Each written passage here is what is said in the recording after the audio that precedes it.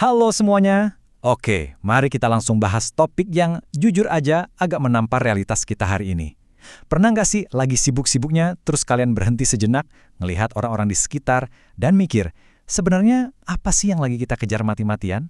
Nah, di sesi bedah materi kali ini, kita bakal mengupas tuntas sebuah tulisan dari pena motivasi yang membahas soal satu makhluk paling membingungkan di seluruh alam semesta.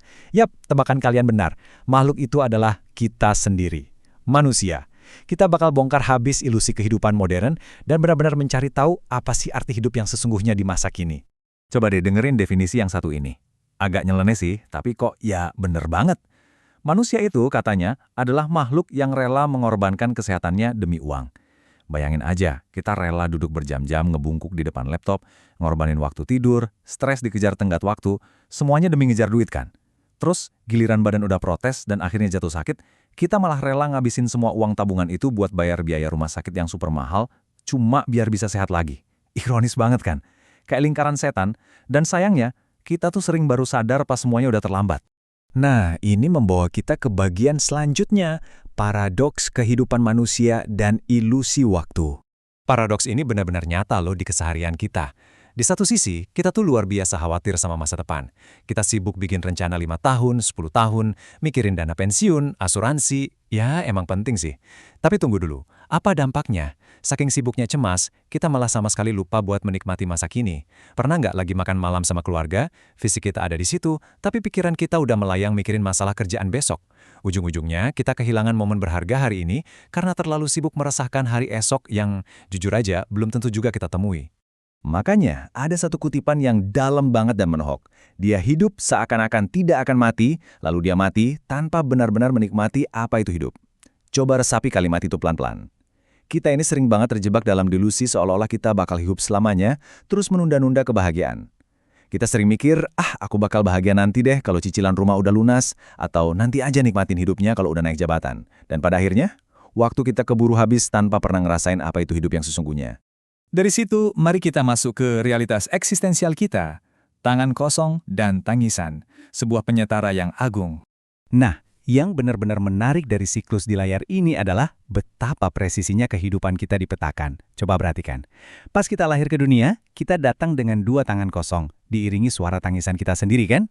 Terus kita masuk ke fase hidup di mana kita mulai sibuk pontang-panting cari uang, cari status, dan dipenuhi ribuan kekhawatiran. Lalu pas kita meninggal, gimana? Ya, kita kembali dengan 2 tangan kosong juga, dan lagi-lagi diiringi tangisan, tapi kali ini tangisan orang-orang di sekitar kita. Pas datang, nggak bawa apa-apa. Pas pergi, nggak bawa apa-apa juga. Tapi di fase tengah-tengahnya, kita malah bikin hidup ini jadi luar biasa rumit. Terus, gimana caranya biar kita sadar dari kerumitan yang kita buat sendiri itu? Tulisan ini ngasih saran yang menarik banget. Coba deh lakukan perjalanan mental ke 3 tempat ini. Bukan ke tempat liburan mewah ya, tapi ke rumah sakit, penjara, dan pemakaman. Kenapa? Karena di rumah sakit, kita bakal langsung sadar kalau uang segunung itu nggak ada artinya kalau kita kehilangan kesehatan. Di penjara, kita bakal paham kalau kebebasan adalah kemewahan tertinggi yang nggak bisa dibeli pakai apapun. Dan di pemakaman, di situ semua ambisi duniawi kita yang nggak ada habisnya, akhirnya bener-bener berhenti total. 3 tempat ini langsung bikin masalah-masalah sepele yang sering kita ributin tiap hari, jadi kelihatan nggak penting sama sekali. Dan ini membawa kita ke kesadaran berikutnya. Kita hanyalah tamu. Saatnya meninggalkan ego kita. Pertanyaannya begini, bukankah kita semua ini sebetulnya cuma tamu di dunia ini? Dan semua yang kita miliki itu sifatnya cuma pinjaman.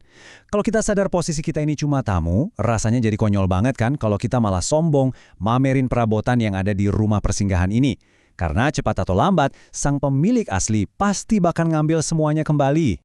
Buat ngebuktiin poin ini, ada cerita luar biasa dari Alexander the Great, sang penakluk dunia.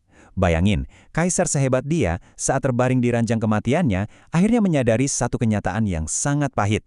Dia sadar kalau semua negara yang udah dia taklukkan, semua harta tak ternilai yang dia tumpuk, bahkan pasukan militer terhebat yang dia miliki, semuanya itu sama sekali nggak ada artinya lagi.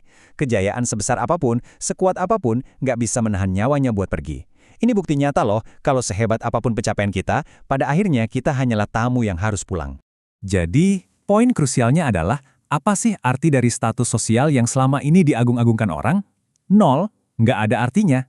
Makanya jangan sombong deh cuma karena lagi kaya atau punya jabatan tinggi. Toh itu semua cuma barang pinjaman.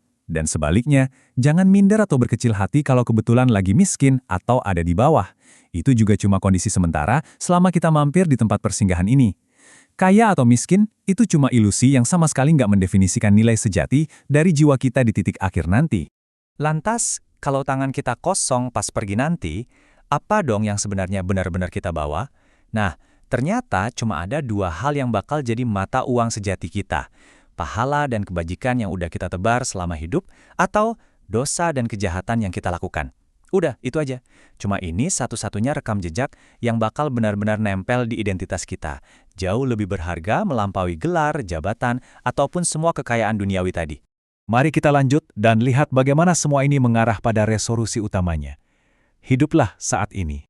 Untuk bisa menata prioritas hidup, kita bisa pakai analogi terkenal soal toples profesor. Pernah dengar kan? Bayangin ada sebuah toples kosong. Kalau kalian masukin pasir duluan, pasir ini ibarat hal-hal sepele, gosip, atau kecemasan yang nggak perlu, toplesnya bakal penuh dan nggak ada ruang lagi. Tapi coba dibalik, masukin datu besarnya dulu yang mewakili hal esensial kayak keluarga dan kesehatan.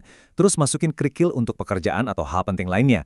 Terakhir, baru deh tuang pasir buat ngisi celah-celahnya. Dijamin, semuanya bakal muat. Intinya, kita harus prioritaskan apa yang benar-benar esensial selagi kita masih punya waktu. Dan buat menjalani prioritas-prioritas tadi, kita butuh keseimbangan karakter yang pas sebagai alat praktis kita sehari-hari. Rumusnya gini, tetaplah rendah hati seberapapun tingginya kedudukan kita saat ini. Ingat, itu semua cuma pinjaman kan? Tapi di saat yang sama, tetaplah percaya diri seberapapun banyaknya kekurangan kita, karena nilai sejati diri kita nggak ditentukan oleh seberapa banyak materi yang kita punya. Keseimbangan antara kerendahan hati dan rasa percaya diri inilah rahasia paling ampuh buat melewati berbagai badai kehidupan, tanpa bikin kita kehilangan akal sehat. Karena kita ini benar-benar nggak tahu apa yang bakal terjadi besok, kunci utamanya cuma satu. Tetaplah bersyukur dalam keadaan apapun. Serius deh, bersyukur itu penawar paling praktis buat ngilangin racun kecemasan. Ketika kita fokus buat mensyukuri apa yang ada di genggaman kita hari ini, otomatis kita bakal berhenti meratapi masa lalu. Dan yang lebih penting, kita nggak bakal punya ruang mental lagi buat cemas mikirin hari esok. Jadi, poin utamanya, hiduplah di momen yang benar-benar nyata dan ada buat kita. Yaitu saat ini, detik ini juga. Berhentilah hidup dalam bayang-bayang masa lalu yang udah lewat, dan berhentilah ketakutan sama masa depan yang belum tentu kejadian. Sebagai penutup, saya mau ninggalin satu pertanyaan sederhana buat kalian renungkan. Kalau seandainya hari ini adalah hari terakhir kalian di rumah persinggahan ini, apakah kalian lagi benar-benar nikmatin ruangannya, atau malah masih sibuk beres-beres koper buat kepergian yang nggak pasti? Pilihan untuk sadar ada di tangan kalian. Sampai jumpa di bedah materi kita selanjutnya.